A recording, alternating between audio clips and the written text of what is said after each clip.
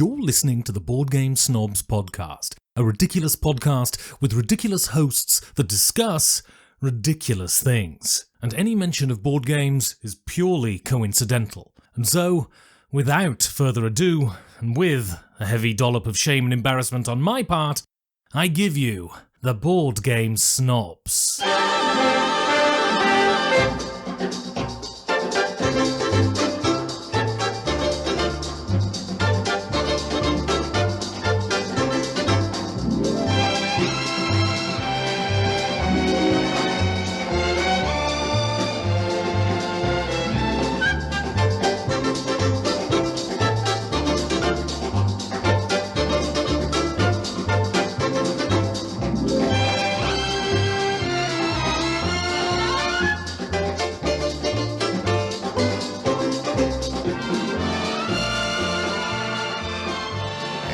Welcome back to the Board Game Snobs podcast.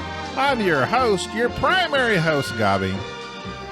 Maybe you should be called. Maybe you should be called Board Game Snobs and Board Game Snob and Friends. No, that would be against the Trade Descriptions Act. Acquaintances, maybe. Board Game Snob and other content creators. Yes, willing to come on. That's the. With me today, Sir Dan CoraQuest Hughes. Hello, Dan. Primary guest, Sir Dan CoraQuest. Don't start robbing me of my title. That was hard fought for. It is very well earned at this point. Primary guest host, Dan Hughes. Well, here's the thing. So, Jerry's busy, yada, yada. What's new? Exactly. And he called me the day. He's like, we don't have to put out something every week. I think he might be getting jealous. Jealous. Well, Jerry, if you can't take the heat, get out of the kitchen. That's what I say. There's young bucks here waiting to take over. The youngsters known as Dan Hughes and Ben Maddox. Yeah, exactly. We're us greybeards are champing at the bit. Or chomping. Who knows? So Dan, you messaged me. I did. And you said, hey, I'm willing to come on the show. And I was like, oh, that's cool. Thanks, Dan. Then I realized, CoraQuest has an expansion coming out. There's the real reason. There's the reason the volunteer has come. The volunteer also forgot he volunteered roughly about 5 minutes after he volunteered. I know. So when you messaged me this morning and said, are we still okay for today? Obviously, I've got nothing going on. I'm glad you have nothing going on with your life as well as me. Yeah. No, mine's through choice, though. Mine's through choice.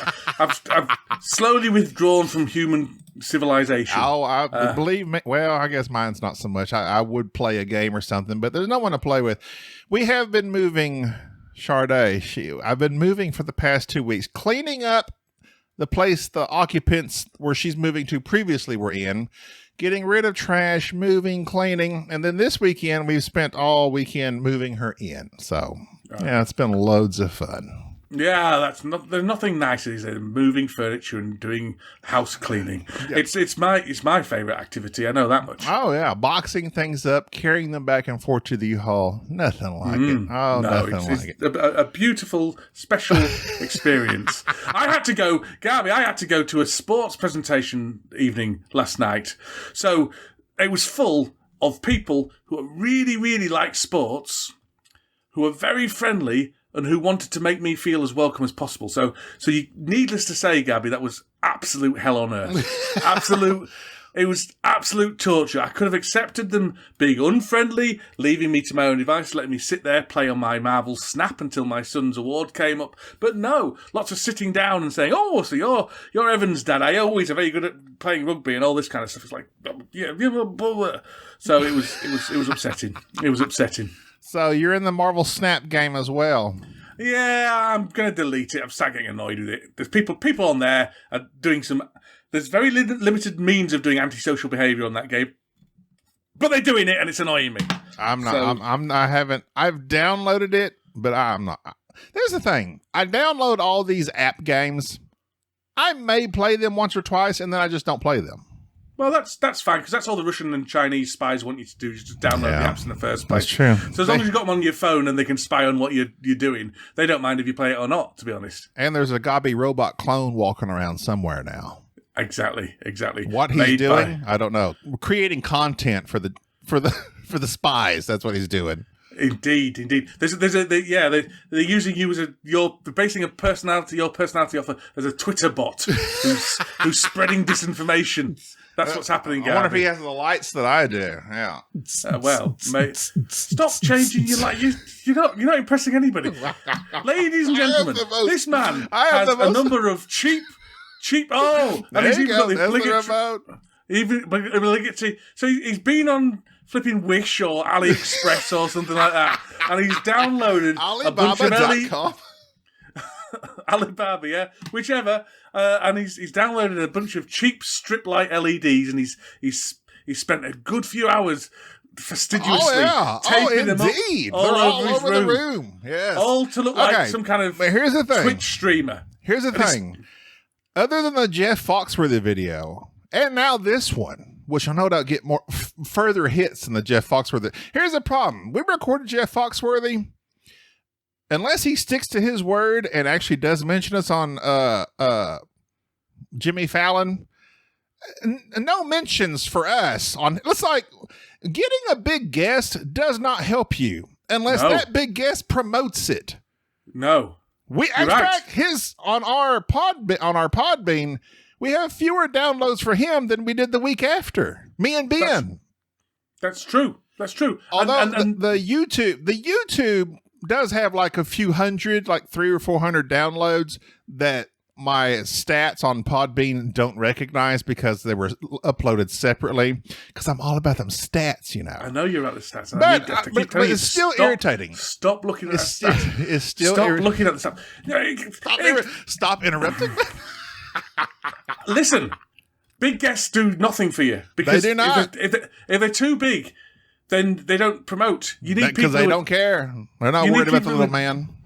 You need people who are desperate to come on because they've got CoraQuest. They've got tin pot products to plug and things like that. That's who you need because they'll be desperate to. I went on a podcast the other day and they said, "Oh, I really enjoy your work on the board game Snobs." What's that about? I'm not happy about that at all. Are you serious? Yeah, they didn't mention Spencer Board, didn't mention anything like that. You saying, I listened to you on Board Game Snobs and you're really good. It's like, I'm better on my podcast when I'm, not phoning it in. I don't know. It comes down, I guess, who's better, me or Mike? That is a hard choice. No, I'll tell make. you, it's Mike. It's Mike, 100%. He doesn't interrupt your podcast adjusting cameras and drinking beer and everything else. No, it's true. He just doesn't be available. That's all. As the World Spurns, episode 3. Yeah, exactly. Here we are, two lonely podcasters. Did you know? What? I knew everything. Go on. Ask me and I'll tell you. The world's only asparamancing reads the future in asparagus. Have you heard about this? No, I'm glad I haven't. Is it does he read it in the asparagus itself, or is it the pungent after smell? Did you know? I'm not done with mine. Did you know? Well, how about we listen to an interesting one first, and then we do your ones? I paused for just a second. Says the future. I didn't know you were adjusting your lights again. Go on, carry on. This is from I don't even know what this website is. Doesn't matter. The future has been told by tea leaves, a deck of cards, the lines on our palms, a book of ancient Chinese wisdom, and especially prescient octopus, and now by asparagus. Here we go. This is the reason I have this for you. Jemima Packington of Bath, England, the world's only asparamancer, is able to divine what will happen not by casting, not by tossing, but casting spears of asparagus onto a flat surface and reading the patterns. No, that's the same as casting stones and sticks, isn't it? I don't... What's her name again? Jemima? Surely that's a duck's name. Is she a duck? Jemima Packington of Bath. Where's Bath in relation to you? South. No, it's pretty posh is Bath. Do you know why it's called Bath? I'm assuming it's the first time an Englishman took a bath there. Pretty much. Yep. Yeah. It's where all the Roman baths were. in Roman days. So there you go. When they came, when the Romans came and civilized your people, they're like, "Hey, come clean up down here."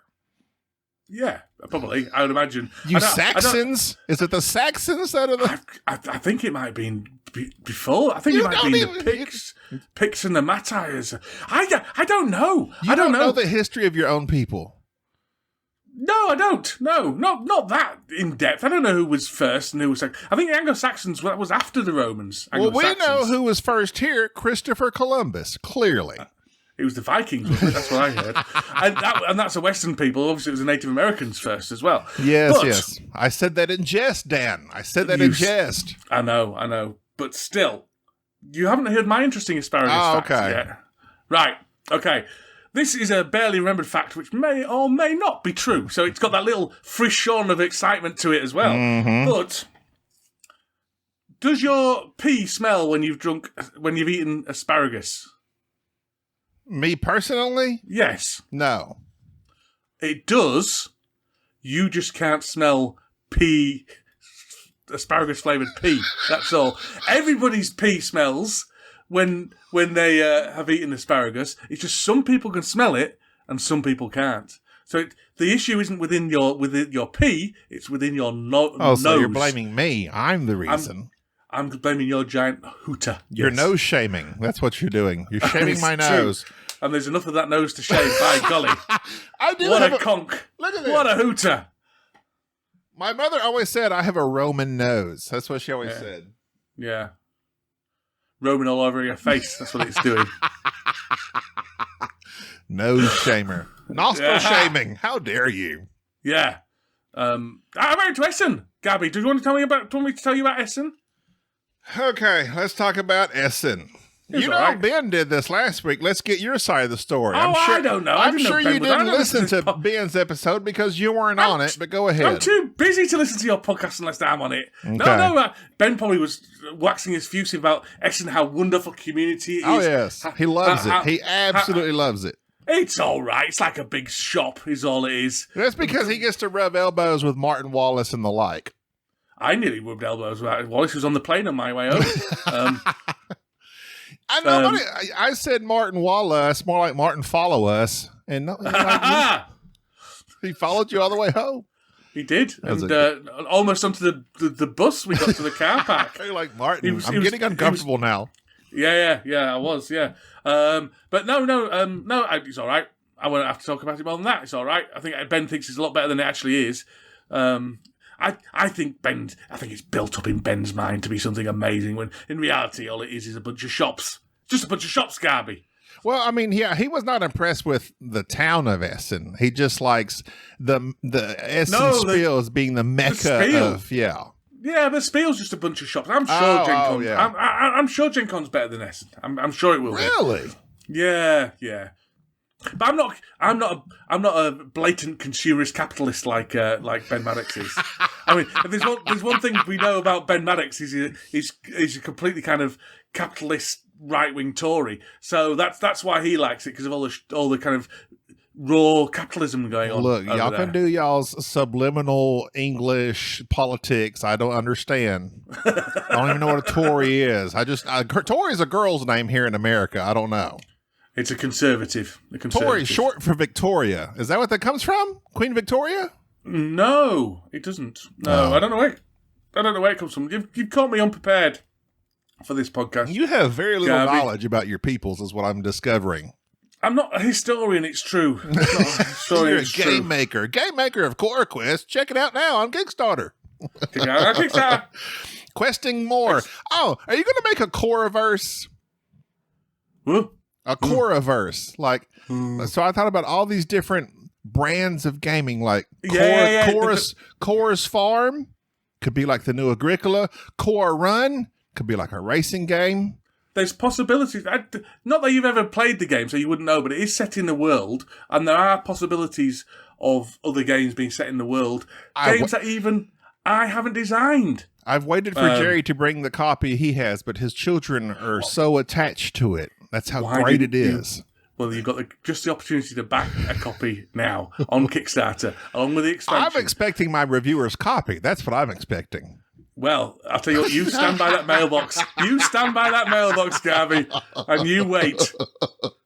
That's what I'd like you to do. I'd like you to, as soon as this podcast's open, run outside and sit by the mailbox and just wait for it to arrive. I promise you it will soon. You could have Cora fights, and it's like the war version, or Cora control, the area control version. Like you could do it to every aspect of gaming, but with Cora's name in the Coraverse. In the Coraverse, yeah. No, I don't think so. But, as I said, there might be some games coming out you said that by other designers. You said that when you Jerry asked you about designing a game. The next thing we know, there's Cora. So I'm expecting soon Cora Run to be available on Kickstarter. I'm pretty sure if I hadn't been on the podcast that time, it wouldn't have been anywhere in my mind, and I wouldn't have suggested to Cora the day after if she wanted to design a board game. I'm pretty sure we can put most of the success of CoraQuest, not down to you, Gaby, but down to Jerry, the absent member. That's true. He did ask you about it. So what I'm expecting now also is we have the children's game. And that is what you freely admit it is, right? It's a children's game. No, I don't. It's a family game. Family game. Okay. I have not played it, so I hope to be able to give my 2 cents worth soon. Or is that a shilling for you? I don't know. My 2 cents worth will soon be applied to what I think about CoraQuest. I want to play it because I do. We've only played what do they call that, dungeon crawler? Like, we played one called Omega Protocol or something. Oh, it's good, that. And it was that was like one of our first games, and I think it was too much for me at the time. I wasn't prepared for Omega Protocol. That's why I'm like, CoraQuest might be what I need to start off into dungeon questing in. Might be, yeah. But I was thinking, this is the family level. You could do the step up the heavy game to Dan Quest. I like it. Or in Gaby Quest, which is a step down from the CoraQuest level. Who knows? That would be the kids' version. It's just color. I don't know. It's just colors that kids point to. That's all that game would be. I don't want to. Ben always accused me of making these absolute statements. I don't think I do make that many absolute statements, but I don't want to make any absolute statements about it. I don't know if there's any more in me, but then again, I've said that before. So, whatever. I have a question. Yeah. Since you don't know about your history of your land, quite interesting. You know them, don't you? Yes, the QI paddle show. Yeah. Most Brits have said "I love you" to 3 or fewer people. Right. Does that sound about right for you? Why? I don't know. Why is that? Are the British people not free? What the hell is this? Are you not free with your emotions? What's the deal? Of course we're not free with our emotions. Why not? Because it's improper to be free with your emotions. Is that because the royals have told you to be so? It leaves you vulnerable to attack, Gaby. Well, maybe we classify love as a different thing to American. Maybe we don't love everybody and everything and loud Hawaiian shirts and country and western music. Maybe we was just reserved for those people we truly have deep meaningful feelings for, like our significant others and our children, perhaps. I think that's the only people I've really said. Really interesting, because when we watch these shows... Hang on a second. I don't think that's true anyway, because I'm about as emotionally stunted as you can get, and I've said "I love you" to more than 3 people. I haven't heard it. No, it's odd, that, isn't it? But I'm pretty certain I've said it to my parents. That's 2. My wife, clearly, and I say it to my children all the time. So that is 7 people. Okay. Yeah. So I may have said it to other my siblings, but I don't think so. I don't think that's the kind of thing I would say to a sibling. I will say I think the word here does get thrown around a lot looser. Like, people would just say, "All right, love you guys, bye." Yeah, wouldn't say that. You would never say that. No. Like, I know lots of people that that's their standard goodbye. Love you, and bye. then they go home to their their spouse, and they have the same depth of feeling towards their spouse as that. All right, now, I husband have the or same wife, love you, night. Yeah, love you, night. I've got the same level of feeling for you as I do those random acquaintances from work I just say goodbye to. Bye-bye. So how long was it after dating? I'll probably go to your funeral. How I long won't think was about it? it much after that. How long was it after dating Carrie? You said love. I don't know. This is getting highly I can tell you. I thought this was a... you thought this was what? You know what show you were coming on. I didn't know it was investigating to Dan's personal relationship. No, Brits, period. I've watched Downton Abbey, and they rarely said it on there.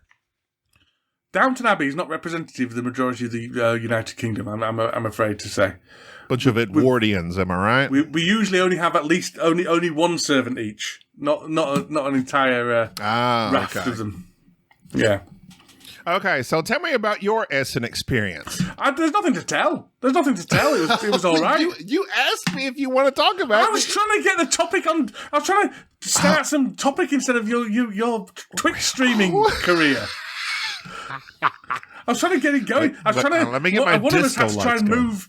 I was grasping for a topic of conversation. Okay. One of us had to move the podcast forward. All right. I thought Essen was all right. Afterwards, I had really, really bad toothache, which kind of soured it in my mind for me because I've had a horrific time over the last couple of weeks. Yes, you said that on your podcast. Yeah, I said that on my podcast. But Essen was okay. It Sporadically was nice. Bored with Mike DeLizio.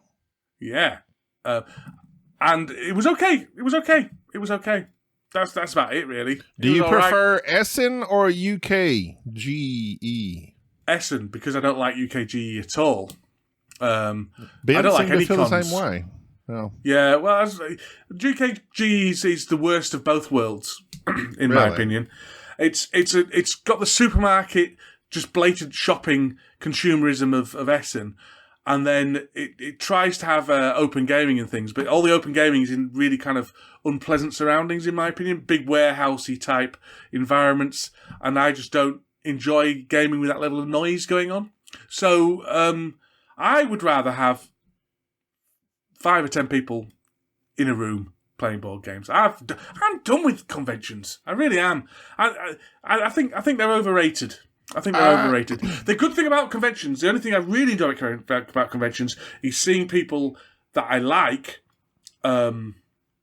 Again, that's what I like about it. And I went to Dice Tower Retreat, and that was good because I got to meet a load of cool people. But even then, to a certain extent, you were in a big room with games going. It was just a bit overstimulating for me. I prefer a more intimate, a more relaxed environment for my gaming. I understand. That's why I would say the reason I like BGG is that the library enables you to try all these games I would normally never buy before I tried, etc. Yeah. And of course, BGG is primarily focused on gaming as opposed to, they do have a vendor hall, but it's probably quite insignificant compared to any other con, really. Yeah. And I that's what I like. And you've got people you know there as well, haven't you? I'm sure if I went to BGG Con every year, I would like it. I mean, I like Aircon because I go and see people I know there and things like that. But I still would rather go just game with 4 people in my house. A weekend with friends is what you would prefer. Yeah, that's what I prefer. But as I get older, I'm becoming less and less likely to want to mix with anybody else. I don't know if it's my age or whether it's COVID, but I said to a few people, I think COVID really damaged my sociability. Yeah, I'm sure it did. Me as well. And also, I'm the same way. I was like, I'm not as social as I used to be. And I used to be really social. Yeah. Like, I love... I never used to be really social. I've never been really social. Oh, really? But, yeah, well, I can be in certain circumstances. I can be life and soul in certain circumstances. But it's always taken effort. But when I got into gaming, I became really quite more social. I was organising games days. I was doing all sorts of stuff. I organising these weekends away and things. And now I just can't be bothered. I just can't be bothered. People irritate me too much. That's the problem. If everybody would be, the perfect other people, then like me, life would be a bit easy. Exactly, Gaby. If you lived if you live next door, we'll be gaming a lot. But you don't. Unfortunately, you've chosen to selfishly live on the other side of the world. I chose to be born in Arkansas. You've chosen to be scared of flying, so you can't come and visit. Flying is absolutely terrifying. I've got off it. Did you have to? Do you fly to Essen, or can y'all like ride trains to there? You can get a train, you can drive, but what'd you do? I flew. You flew? Yeah. It was a pain. It's only an hour.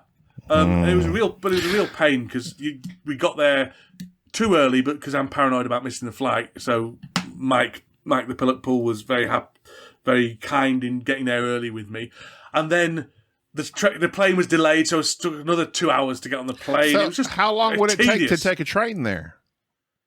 I don't know. Probably best part of a day. Well, 12 hours, I'm guessing. Okay, well, then that makes sense. That's what, like, some of these things, it's like by the time you go to the airport and 2 hours early, check in, wait in line, the plane gets delayed, then you land. But you'd still have to go through passport control and things like that, I'm assuming, on a train. So it still makes up for it. That's the unfortunate thing about flying. It's like, because we thought about going to Origins, and I was like, man, I really don't want to go, because I think that's in Columbus, Ohio, I think. And that's like a 12-something plus hour drive. It's a good long ways from where we live. And Cherry's like, we could just take the plane. It's a couple-hour flight. I was like, yeah, but if you consider getting there early, it's like, no, you still save half a day flying as opposed to just driving down there. So it's as much as I hate flying, it's just so much faster. We left because one of our flights was cancelled. We left my house. I left my house at 4 a.m. in the morning to get to Essen, and by 3, I was in the actual gaming halls at Essen, and that was a big delay to the flight as well. So that wasn't too bad, really. So I heard you talking about your food at Essen. Is there any drinking in Essen? Yeah, well, there was a bit of drinking in Essen. We just had some beers in the car park. Had some beers with Johnny Pack. Do you know Johnny Pack? I know of him. He had made a fistful of meatballs and the other one that we didn't care for a whole lot. It's like rondelles, and then you have a shootout. I've enjoyed some of his games, but not all of them. But mind you, I wasn't really drinking with him. I was drinking with Mark Cook, who's the publisher of CoraQuest, which is on Kickstarter. The keep on questing. Right, I keep on questing. Right. How much thought did you put into that title? We quite a bit of thought, and we put a I couldn't work out what to call it because expansions are hard, man. And then I put a poll on Facebook, on the Facebook group, asking for suggestions for people to name. And the overwhelmingly top answer let me guess. Questy McQuest face? No.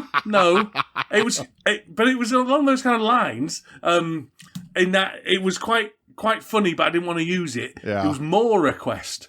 So CoraQuest more request. That's pretty good. It's quite good, but written down it doesn't. A little too meta. A bit too meta. So we decided to go with keep on questing. Yeah. But yeah.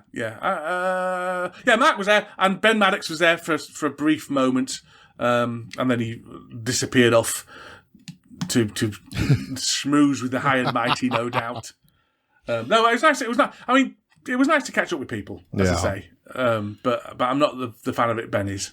Well, here back in the southwest of northeast Texas and southeast Oklahoma, we've been up to nothing, Dan. We've been up to nothing. Jerry's still building his house, and as of this recording, is he doing it himself? Is he actually building his house? No, he's doing nothing. Has he got his shirt off and he's got nails in his mouth? He's not a manual laborer, Ben. Dan. Oh, my apologies. How dare you? How dare you? Just because we're both British and got grey beards. Ben Maddox, I'll have you know, is almost a his reputation is so, I don't know. He's such a sleazy guy, isn't he? Such a sleazy reprobate. That's what I was asking. And I hear the accent and you all sound the same. Is that how you feel about us? No. Well, yes. You can tell the difference between American South and American north, and maybe kind of Fargo type country. You can just about pick it up there. Yeah. And some people, but I can't really tell the difference between any of them, to be honest. But I rarely listen. That's the thing. But an American speaking, I kind of turn off, and it's kind of going, just birds All start you're hearing is, tweeting in their ears. oh, y'all, how y'all doing? Drank a beer, shot a gun. Guns. So that's all we hear. So that's why I can't tell. Do the you know difference. what a ladybug is? Do y'all have ladybugs? I do know what a ladybug is, but we wouldn't call it a ladybug over here. We would call it a ladybird. Ladybird. Interesting.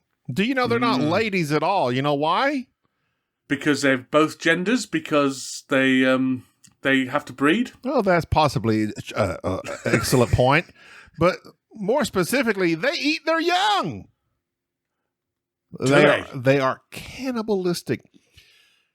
According to this article I have here, it says it's hard not to smile when you spot a ladybug, but they may not seem so cute once you find out they're cannibals. An adult ladybug typically eats around 50 aphids, or is that aphids? Aphid, yeah, no, aphid. Sap-sucking insects that gardeners despise per day. But when there's not enough food around, they'll devour ladybug larvae. And that's the same with most animals. And even other young ladybugs. I've had a chomp on my child's leg when there's been nothing in the cupboards. Is Cora got a piece of her leg missing by any chance? Yeah, a big chunk out of her thigh where I've had a good chomp down. No, in the UK there's a big problem with Asian ladybirds, which are slightly different species and invasive, and they're killing all the native ladybirds. So you're meant to squash them if you ever see them. Why do you call them birds? Because they fly? Possibly. I wasn't involved. I wasn't in that committee naming them. I'm guessing it's because they fly. I don't know. This is according to the BBC, so they're calling them ladybugs. No, is it an article? No, they're not. So they okay. Well, they're lying then. This new side-eye randomly pulled. You're getting a second-hand article, aren't you? The article's saying according to the BBC. According to the BBC, we heard the BBC said their ladybugs are eating each other. Well, right, okay. How tough it would be. How tough it would be to be in the... You're going up, Mama. Oh, hello, darling. I'm a bit hungry. You don't need those 3 legs, do you? Lots of animals eat their own young, though, surely. That's horrific. I love cats more than anything, and cats can be quite cruel in the wild. Yeah. And chimpanzees can as well. Do they eat their young? They murder each other, don't they? Oh, my God. I've watched... Okay. Tarzan, the original Tarzan Greystoke, is it? That's like from the 80s? Well, it's not the original Tarzan, but yeah. Well, okay. Okay, not the original. Not the one with the diver from the 50s or whatever. Johnny Weissmuller. Yes. And who was the original Tarzan? Was that Christopher Lambert? It was in Greystoke. Stop saying it's original Tarzan. You mean in Greystoke? Okay, the 80s reboot movie. That was Christopher Lambert, yes. Yeah. Wow, look at that. I pulled that right from my butt because I don't even know. I haven't seen it in years. I just remember watching it with my parents, and we were all mortified at how somewhat violent it was as the chimpanzees beat him. You remember that? No, I'm too busy looking at... You're doing that wah, Christopher Lambert, wah. I'm looking at ladybirds and ladybugs. Because it shouldn't be ladybugs either because they're beetles. So it should be... Mind you, bug includes beetle, I'd say. Yeah, it's an insect. All insects are bugs. Yeah. A spider. A spider's also a bug, FYI. I would agree. I would agree. I don't remember Greystoke. I haven't got an intimate knowledge of Greystoke, unfortunately. But I will believe you when you say, I've been to see chimpanzees in zoos and they're always attacking each other and stuff. Horrible animals. Violent. And eventually they're going to take over the world. I've seen the movie. That's the rumour. They're making another movie as well. I look forward to that. Yeah. Well, I haven't seen any of them because they're too apocalyptic for me. I don't like apocalyptic stuff. Well, have you been playing any games, Dan? Let's get to game talk on the Board Game Snobs and Friends podcast. Yeah, I've been I've been playing some games. I've been playing lots of games at the Daytime Retreat, but I've talked about most of those. I played a game today because I thought I'm going to go on the Board Game Snobs podcast. Let's play a game. So I played Resist. Have you heard of Resist? I have, and I wanted it, and Jerry, I think, says he has a copy, but I have not played it. It's a solo-only game. It's set in 1936. The Marquis, who are a bunch of resistance fighters. They were in Star Trek Voyager. Yes, I know that. I know. I was saying this to my wife. I was saying I didn't know it was the actual name of a political movement. I just thought they were in Star Trek Deep Space Nine, I think you'll find. But also Voyager, I'll give you that. They were the Bajoran Rebellion. And then my wife said, and they're also nobility in rank and ability. But I think that's Marquis rather than Marquis. Anyway, so you're playing a resistance fighter fighting against the fascist regime in Spain in the late 30s, and it's really good. It's really, really good. I'm not a massive solo game player, but it was so thematic, and I got so excited. And your band of resistance fighters are becoming less and less powerful as they get carted off and arrested and all that kind of stuff. And you're attacking various things, and you've got to choose where to attack, and you spy on it first to see the levels they've got there. And it was just the theme just screamed out of the game, yet it was still a really interesting game as well. It was really, really good. I highly recommend Resist. I got that at Essen, and I'm very glad I did. Did the thing come about through gameplay or through art? Both, but gameplay as well, because you're choosing to either your cards have got kind of two sides to them. There's a hidden side and the exposed side, and the same character on the card, but it's basically your hidden side might be a vicar, and they're kind of secretly fighting against, resisting the thing. And then when you expose, the vicar suddenly gets a machine gun and stuff like that. Well, it wouldn't be a vicar actually doing that, but whatever. But when you do that, you expose, so then you get arrested and things like that. It was just great. And the whole risks of being in a resistance cell and the need to keep hidden, but yet the need to expose yourself in order to carry out missions and stuff like that. That was it was just really good. It reminded me a bit of the Grizzled. A lot of people have said that. I was fixing to say the Grizzled, yeah. Yeah, and it's got similar art style in that it's cartoony, but grown up cartoony. But it's not quite the same as the Grizzled. I even thought I might pick up the Grizzled again, actually, to go with it, because that would be. I bought that Grizzled. Yeah, you can with that one with expansion. Oh, I can't be doing expansions.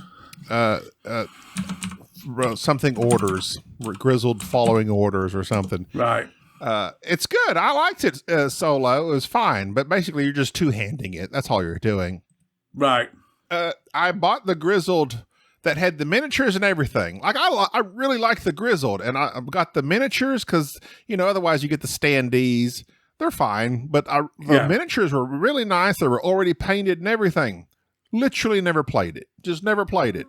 So I sold it. I didn't want to, but I sold it. I was like, sometimes I got to get realistic with myself and say, my family's not going to play it with me. Jerry was just not that sold on it, and it's just I'm here by myself, so I just sold it. Yeah, the Grizzled is almost one of those games which I think is worth keeping for the art alone. I think it's a beautiful piece of art. Yeah, it's Grizzled. I owned it and sold it as well. I'm not. Well, but, I have the original, just the original game still. Right. Okay. But I bought that one thing that had the minis in it, and it's like a campaign style too. And I would have liked to played it, but that's just the Armistice edition is what you bought. Armistice, yes, that's what it was. Yeah. But it sold quite well, so if you need to sell a copy, it will sell quite well because the minis are nice. I wish I had gotten to use them. Yeah. Here's what I've been playing, Dan. I'm not interested in that. Regicide. Regicide? Have you played Regicide? No, that's Killing Kings, isn't it? Yes. This game was all the rage probably a year ago because Space Biff talked about it. I think so very wrong about games. There's several of these, highfalutin podcasts. The respected podcasts that I don't pay attention to. Right. Yeah. They discovered it, played it. you can play it with a 52 card deck. That's the best thing about it. And it is quite good. Every. How are you using quite? Are you using it the English way, which means not very? No. Or are you using it the American way? Right. It's very good, in my opinion. In my humblest of opinions. When has your opinion ever been humble? I'm very humble. I've never seen such an arrogant man in my entire life. Every suit does something specific.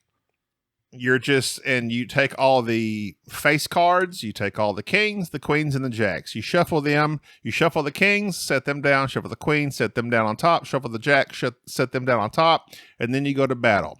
The jacks can attack you with, I forget now, 20 points, I think. Their attack is 20. No, sorry. Their health is 20. Their attack is 10. So first thing you do is attack them with a number card. So if I attack them with an 8, well, it will subtract 8 points. It's basically like war, but you're taking them down as far as their health points. Mm-hmm. But every suit that you have does something. Clubs is a double attack. If I attack them with a 6 of clubs, well, it's actually a 12. So hang on a second. So how are you doing that? Are you just playing the cards out your hand here? You draw up a certain amount of cards, and you can play solo, or you can play up to 4 players. And it's just a set of rules, is it? You don't get the You can cards. literally download the Regicide app. It's free. And the app will tell you you can just push the clubs on the app, and it will say, okay, what clubs are you playing? Oh, the 6, and it will do all of the math for you, which is kind of... The math is a pain in the butt, so having the app is fantastic. The app does all the work for you. And the solo, which is what I've been playing because I have no one to play games with, I realized the app, I was sitting here trying to play analog and do the math, and I was just using the app, and I was like, what's this start solo game? Now they just all have it in a digital format, and you can just play it all on the phone. Okay. And I like it a lot. I played it with Jerry, and he was like, meh. But Jerry's, I don't know. I like it a lot. He's an idiot. He needs to get back to building his house. That's what I say. Get him done. How we want to see him with his shirt off, sweat coming down his body, glistening and oil, tool belt, drinking Diet Coke, and me and you hanging out the window going, whoa, hey, like that. He doesn't sweat. He has an issue where he can't sweat. Like Prince Andrew. He will... Supposedly, he will overheat and die or pass out if he gets too hot. Well, why is it? Surely you should move. Your area is not a good area. He's in the wrong spot. That's for sure. He is in the wrong spot. Yeah. So apparently, according to Jerry, once his house is built, he'll have his room, and that he'll have so much more time available to do all the things we need to do. But he's not even building it himself. No, he's not building it. Have more time. And you know what? He's not even doing it. His wife is doing all the subcontracting because his wife is infinitely more intelligent than Jerry. Mm-hmm. So she's taking care of all the business. She knows what she's doing and talking about. But supposedly, once he gets his house built, things will calm down and we'll have more time for everything. So promises, promises, promises. I've heard all that before. Yeah. Yeah, from a certain Mr. Mike DeLisio. As the world spurns. As the world spurns. Exactly. But Regicide, if you look up Regicide, you can just take a 52 card deck. It's very simple. That's something that I really often, and I even ended up pursuing it for a little while, but never got anywhere with it. I often think, do you know what I should do? Is just play more normal existing card games. So I ended up buying a big book of every card game in the world type thing. And I never got round to actually doing it. But the enjoyment I get out of playing cards, a card game, like Skull King, which I know you'll poo-poo and stuff like that. But you're right. There'll be plenty of traditional trick-taking card games. You got hearts, you got spades, clubs, diamonds. I know all the suits. I'm halfway there. But there's no game called clubs. I bet there is. I bet there is, actually. Gin Rummy, though. Gin and Rummy or Gin Rummy. I loved those games growing up before I knew board games.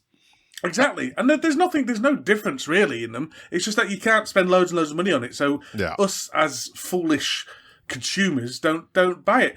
But I bought this big book of card games, and I kept thinking to myself, I need to get a group of people round and try a new card game every 2 weeks or something like that. And just as long as I've always hated Crazy Eights. It's basically Uno. I've hated Crazy Eights. You know what Crazy Eights is? It's literally Uno. I hate that game. But Regicide is really good. It's basically, like I said, I've always liked you know what war is, right? I know. What is it good for? Yeah. Absolutely nothing. Yeah, I know that, yep. So you flip over 2 cards, and if mine is higher than yours, I beat you. So I get your card. That's not a proper game. I get your card. Yeah, it's a stupid game. But this game, you're trying to defeat all the face value cards, and as you go from Jack to Queen to King, of course they become more powerful, and it takes more to beat them, and there is strategy because of the suits. You have to prepare yourself to rebuild your hand, and the diamonds allow you to put more cards back in your hand. It's a great game. It really is, especially for a 52 card deck of cards you can play anytime, anywhere. But having the Regicide app is a huge plus. So check it out, Dan. I'm going to check it out. I'm just been Googling it on... and it's a co-op game. You can play it co-op too. Yeah. I'm not really into co-op games. I like co-op games at the moment because I've kind of got in my head that I want to play more solo games. Mr. Cabbagehead's Garden, that's another game I want to get. I had it and then I sold it, and I was foolish because I can't find it again now. I've heard of that. I've never played it. It's good. It's nice solo game. Other than that, I've played nothing. I've done nothing.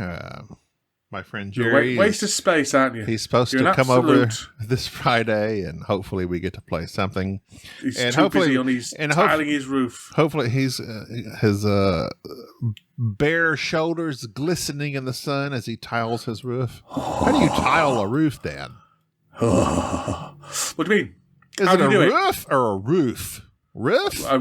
Roof. It depends on the accent, surely. I would call it a roof. What are multiple roofs? Is it roofs? Like hooves? Yeah, roofs. Yeah, roofs. Like hoofs and hooves? Yes. Roofs and roofs? Just keep saying the same word over and over again, Gaby. It makes you sound really intelligent. What do you mean, how do you tile a roof? I thought it was multiple roofs. Roofs. You just tile it, don't you? So they've got little holes in, and you knock nails through the holes. That's called shingles. Those are shingles, Dan. They're not shingles. Shingles are floppy, aren't they? Yeah. Tiles are made out of stone. You tile your roofs in England? My roof is made out of slate. So that's slate, which is stone. That's not there's a lot of the roofs around here are made out of stone, just sandstone. Huh. Slabs of sandstone. You don't see that a whole lot around these parts. No. Well, we tend to don't use wood as a housing building material. Certainly not on the outside. So all your houses are made of plastic and aluminium, as far as I can tell. Ours are all made out of stone or brick. Yeah, and that's why England has things that are thousands of years old. Yeah. I'm not. Yeah, it's about the weather, isn't it? I mean, they wouldn't be all made out of brick if we had your climate. Yeah. But yeah. Mm-hmm. All right. Well, I think we've reached what we're talking about. We're talking about roofs and roofs. I was too confused by the time difference to get fully prepared for this, and the 2-hour preparation where you had to move all your cameras around and stuff like that. That was 5 minutes, Dan. 5 minutes. At least 3 hours. A phone call from Sade ruined everything. I have a very sensitive system over here that it takes the bare minimum to mess it all up. Fair enough. So when can we look forward to another sporadically bored episode? We've only just had one last week. Oh, so a good 3 months from now? 3 weeks. Every month we tend to put one out. When are you going to have me back on your show, Dan? Well, never, because neither of us like you. We got together and we decided that neither of us like you. Fine. Well, we'll have you on soon. We only do one every 12 a year. You can't have, it's not like your we have podcast. a whole chaos from order from chaos that never Shut got your aired. face. Never got Shut aired. your face. I'm not sure where the files are. That's the main issue with that. But maybe I will look into it. Look, I'm a busy man. I can't be expected to be held up to these high levels of expectations of putting out podcasts and stuff like that. I've got CoraQuest. Here, I thought you were part of the Dice Tower Network. I've got CoraQuest. Yeah, only barely though. Let's face it. I contribute to them less often than I put out a podcast. All right. Yeah, but if you want to back the CoraQuest expansion, and you can get the base game in that as well, although the base game should be available in the shops very, very soon, if not now. When's this dropping? Anyway, when's this? This will be. I don't have my phone. Wednesdays? My phone is being used as a camera. So this Wednesday, which is probably the second. It's the second. Yeah. So November 2nd. There's still weeks left on the CoraQuest Kickstarter if you want to back the expansion, and you can also back the base game in there as well. But I'll have the link in the show notes, Dan. You ever heard of that? Hey. Although I find that doesn't do much good unless you talk about it. So, hey, join our Patreon at Board Game Snobs. Certainly Patreon. Join the Patreon at Board Game Snobs. Did you see at Essen I was representing the Board Game Snobs with my Board Game Snobs t-shirt? I did see that, on? and I appreciate that very much. Yeah, and I was representing the Board Game Snobs at the Dice Tower retreat as well. I like that. First day of both those conventions, I had the Board Game Snobs t-shirt on. And did anyone ever say, hey, who are those people? I'm going to say, yes, they did. Oh, thank you. Because I believe in lying to boost the egos of my friends. I need it. I really do. You don't want people to say, hey, I like those guys. You want people to go, Board Game Snobs. And then it subliminally go into their mind. And then later they'll see your logo somewhere and they'll go, oh, click on that. Because for some reason, I remember that's the kind of show handsome people listen to. That's how it works. So, subliminally. Yeah. We're a subliminal show here. Yeah. Got to be something going on under the surface, isn't there? Because there's nothing on the surface. So. No, there's absolutely nothing. Let's hope there's some kind of deep meaning to all this claptrap. There is not. Well, no. Dan, thanks for being on the show once Thank again you. for your 5th or 6th appearance. I've lost track at this point, but 12th, you are indeed the primary guest host. Yes, in your face, Maddox. Guess who? Now, I don't know if you're aware of this, but Ian O'Toole. I know him. His daughters contributed. The O'Toole daughters, I got it. Yeah, contributed some art to the base game of CoraQuest. Yeah. Okay. Guess which famous board game artist contributed art to the expansion? I would guess Ian O'Toole. No. Another famous board game artist's child. Now, what famous board game artist do you know, Gaby? I know Ian O'Toole. Oh, no. Do you know who... Now, you may not know, because... Beth Sobel. No. Okay. I don't know. She's got children. We might ask her next time. Those the only two. John Kovalak. Or Kovalik. I think is how you pronounce it. Do you know who he is? I think I follow his Instagram. He's the cartoonist behind the cartoon Dork Tower, but he also did all the art for Munchkin, and all that kind of stuff. So his daughter's given us some art for.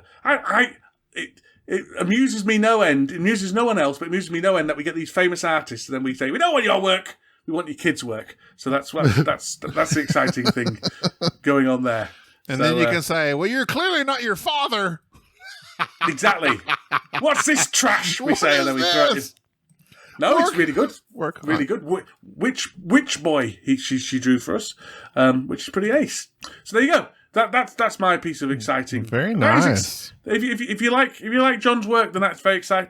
There'll be people out there swooning. Way to name drop. News. Appreciate the name dropping. You're the one with this Jex Foxworthy. Jex Foxworthy, yes. Yeah. Jack's Foxes. Jackson's Foxes, yes. Yeah. The famous comedian, Jackson's Foxes. It's no Fox's Biscuits. Let's end the show before it becomes more of a catastrophe, Dan. yeah, this has been pretty shambolic. Even It's compared not to our my normal. fault. It's not my fault. All right, well, that's going to do it for this show. I'm Gaby. I'm Dan. We'll see you next time. Thank you for tolerating this episode of the Board Game Snobs. Stay classy.